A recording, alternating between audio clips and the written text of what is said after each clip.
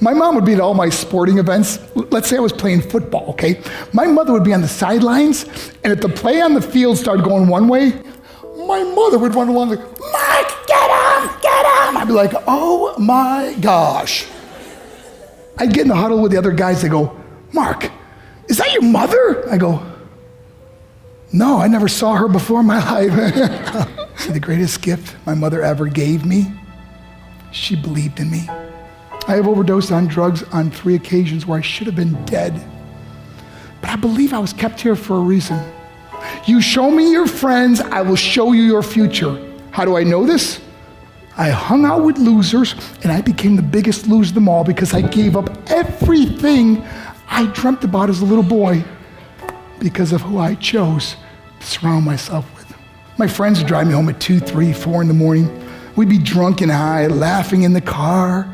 We'd pull up in front of my house in New York. They go, Mark, the light's on. I go, oh man, my mother's up. See, my mom wouldn't go to bed until she knew her son was still alive. I'd walk in, she'd say, hi, Mark, how was your night? I go, it was good, Mom, I'm just gonna go to bed. She goes, can I talk to you for a minute? I go, Mom, I'm tired, I'm just gonna go to bed. She goes, Mark, I haven't seen you all day and all night. Can I please talk to you? I said, man, just leave me alone. You bug me. I'd slam my bedroom door on the one person who believed in me. I was on a worldwide tour and we were wrestling overseas in Japan. After my wrestling match, I went upstairs in my hotel room and I fell asleep. There was a knock at my door at 3 o'clock in the morning. I got out of bed and I looked through the safety window and I could see it was a Japanese promoter. So I opened the door and he said, Mark, you need to call home. There's been an emergency. I went and got on the hotel room phone. I called back to the United States. I said, hey, what's going on? They said, Mark, I don't know how to tell you this. I said, just tell me what happened. All of a sudden they started crying. They go, Mark, I can't tell you. I said, just say it. They said, Mark, your mother died. I just threw the phone down.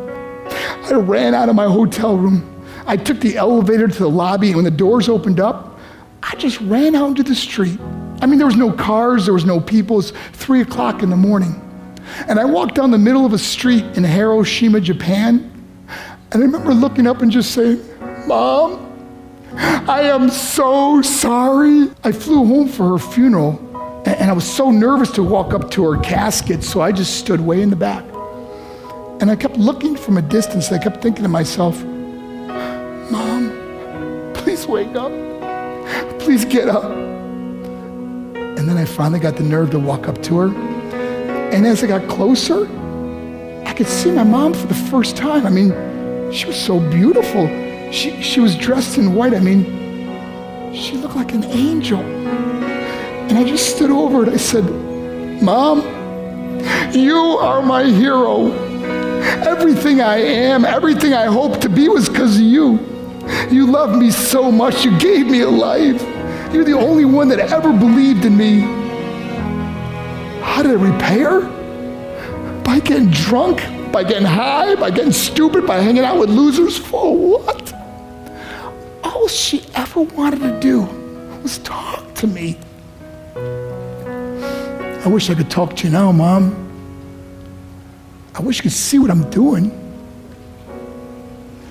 Why couldn't I have been a better son? We are defined by our choices. But if you surround yourself with people involved in drugs and alcohol and pills, it's a dead end. I'm not here to preach to you. I'm here to tell you I lived that life. It leads to broken hearts, broken relationships, broken dreams, and death. For what? To get high? If you have a mother or a father, when you go home, tell them how much you love them.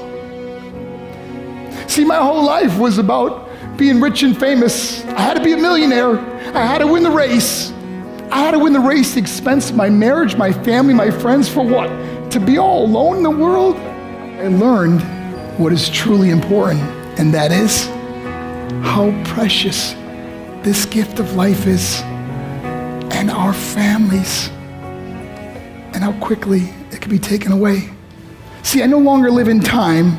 I live in moments. See, it's not what's in your pocket that matters. It's what's in your heart that truly matters.